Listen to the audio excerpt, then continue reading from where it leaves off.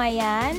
Share ko lang ito sa inyong short video about dito sa chocolate na nabili ko and mini pillow wafer. So, wala lang, gusto ko lang i-share sa inyo kasi talagang na-surprise ako kasi napakamura niya and ang ganda nung packaging niya, nakaka-excite siya. So, it's a good idea para sa inyo kung mahilig kayo sa mga sweets and sana matikman nyo, ang sarap, promise.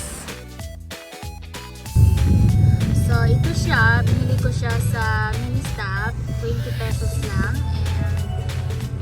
And interesting siya kasi nga, ang ganda nung pagka-box niya. And then, ayan, made in the Philippines of course. So, meron siyang nutrition facts. Ayan lang yung mga nakalagay. Ayan, mini pillow wafer. So, yung mga mahilig sa mini pillow, ito, suggestion ko sa inyo. And then, the other one is ito siyang chocolate Belge, water rolls, and milk chocolate. So, ayan naman siya.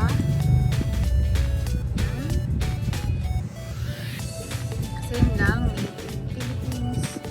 Ang ganda ng packaging niya, grabe, ang ganda. Ito naman, milk chocolate, and yung other one is cheese flavor. So, ayan yung nutrition facts siya. Sarap siya. Nabuksan na namin yung isa.